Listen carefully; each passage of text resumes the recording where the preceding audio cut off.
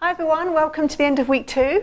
Hi everyone, busy week. Another busy week, loads of really interesting comments, lots of people discussing their experiences and what they think about everything that they're learning. So thank you very much for that, it's great. Absolutely. So this week we were talking about reading and listening. Yeah. And we started off by talking about the differences between teaching skills online and face-to-face. And we asked you, whether you thought, or which skill you thought was the most challenging to teach online, and the winners were... Well, most people said listening and writing. Yeah. And this week we talked about listening and reading.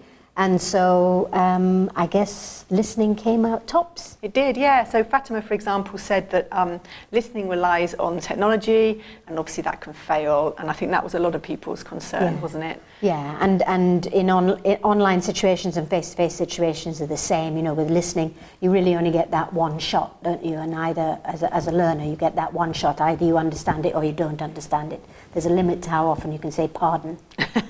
And still, people not think you're crazy. So, so we talked about reading first, actually, and we talked about, obviously, how teaching reading, the methodology is really the same as it is face-to-face, isn't it? Sure. It's just that we might ask students to read texts at home if they're longer texts in certain situations, and we talked about those different situations. Yeah, and we had a question, actually, that we raised last week about what happens if you set the text for the student to do for homework, and then they turn up and they don't do it. Yeah. And we had a comment from Giles, who he says that he uses a website called Common Lit, which is a site where you post the homework, the task, and the students have to signal that, or he can check whether the students have done the task or not.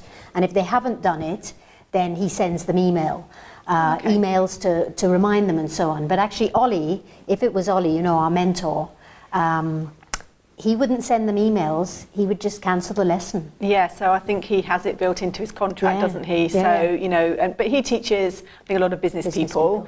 So in the contract it's written in that if they don't do the homework, then the lesson doesn't happen, basically. Yeah. Which is kind of, that's fair enough. I suppose it's his time and so on. Yeah. Although if you have a one-to-one, you could just then get the learner to read it in the lesson. I mean, that is another opportunity, possibility, isn't it? Absolutely, yeah. Okay.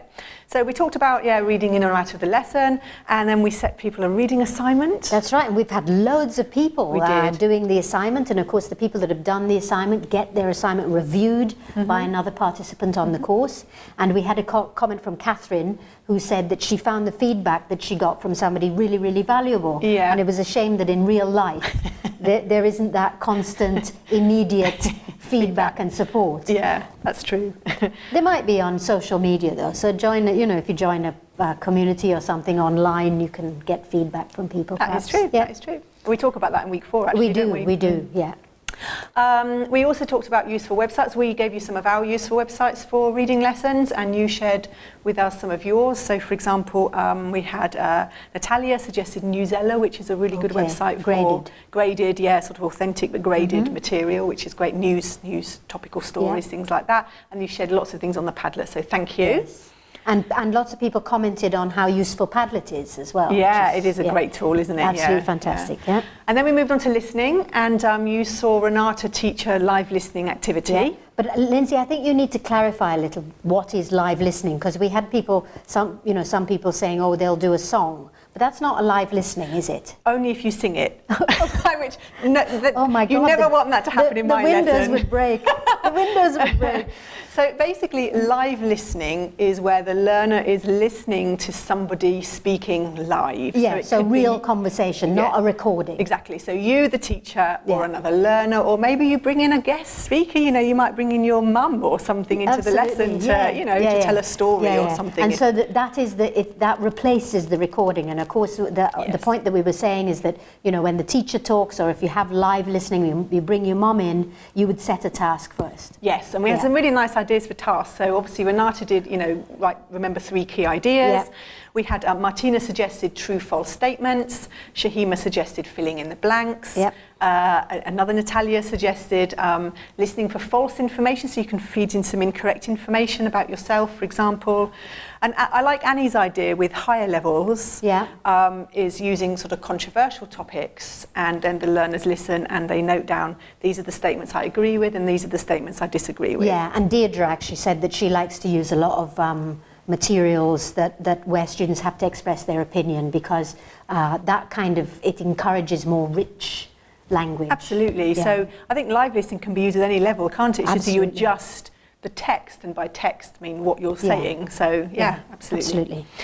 And we had a kind of summary really from David on the course, who I like acronyms, so he gave us an acronym which is and this is a good acronym because it's KISS, and this is his acronym for choosing materials, both recorded material and I guess live listening materials, reading and listening materials. And KISS stands for keep it short and simple. And I think that's a really good mantra actually, that you can have quite a short recording, quite a short text, but you can get a lot of mileage out of it by exploiting it really well. Rather than playing something really long and just not doing much with it. Absolutely. Yeah. Okay.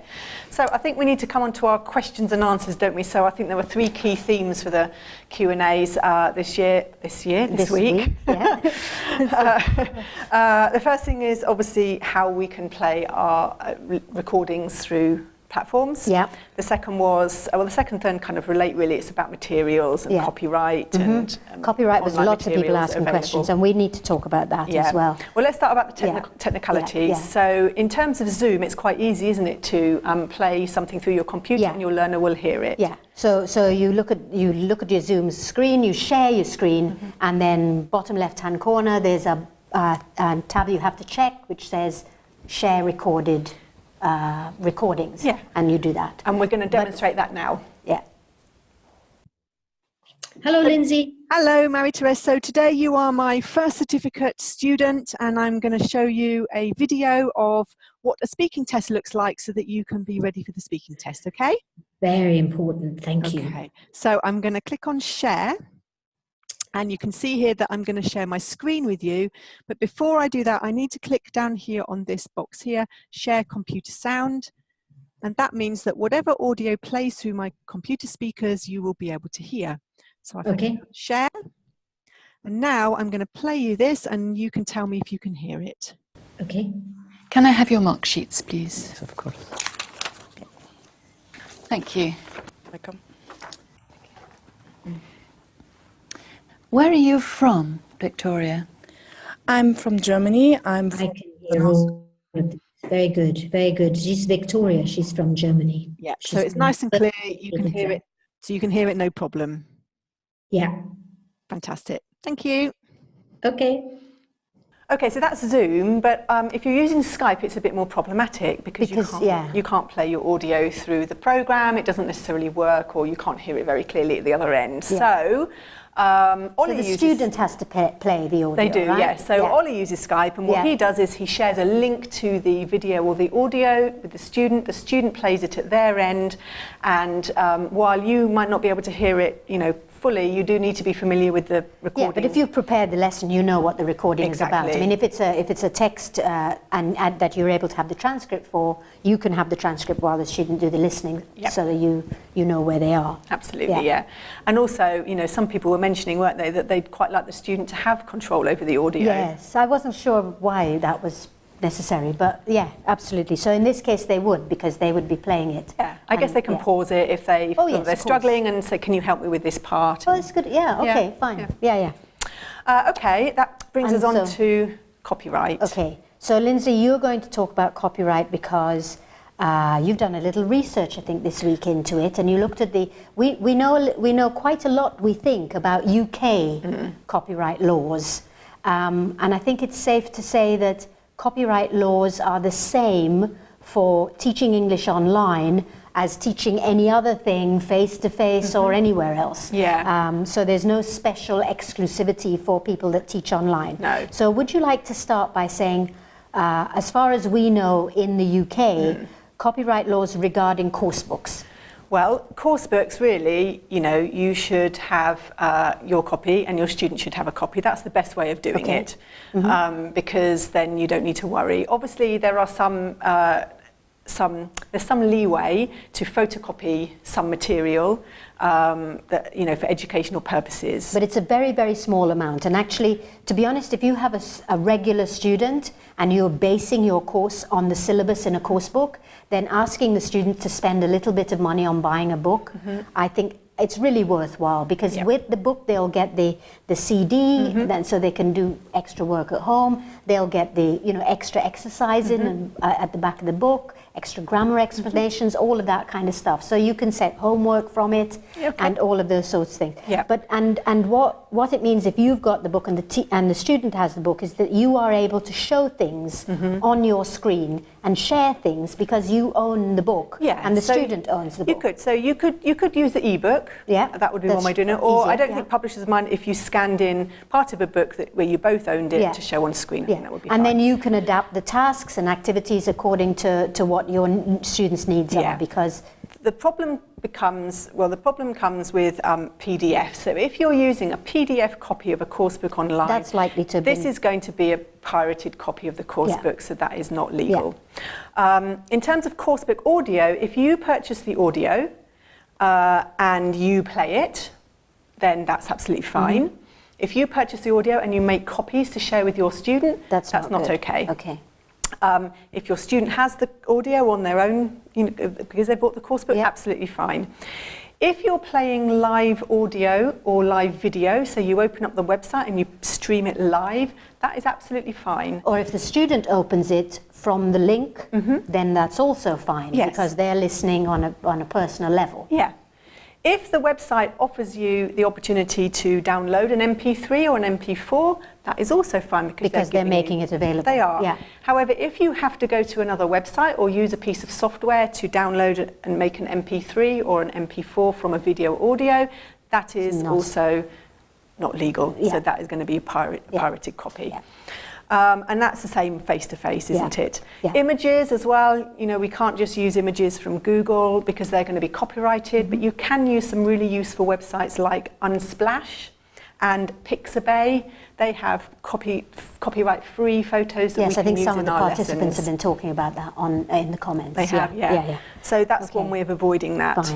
I think the key thing is, isn't it, that we need to make it clear that for you, that you need to research the copyright laws in your country and the country where you're teaching.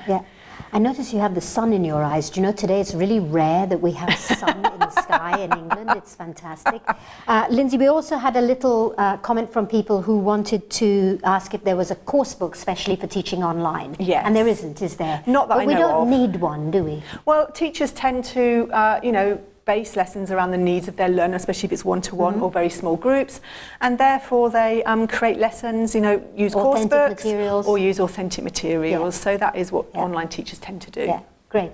So shall we wrap up? Yes, absolutely. So it's been another great week. Thank you very much. And next week we're looking at productive skills. That is speaking and writing. So see you there. Bye.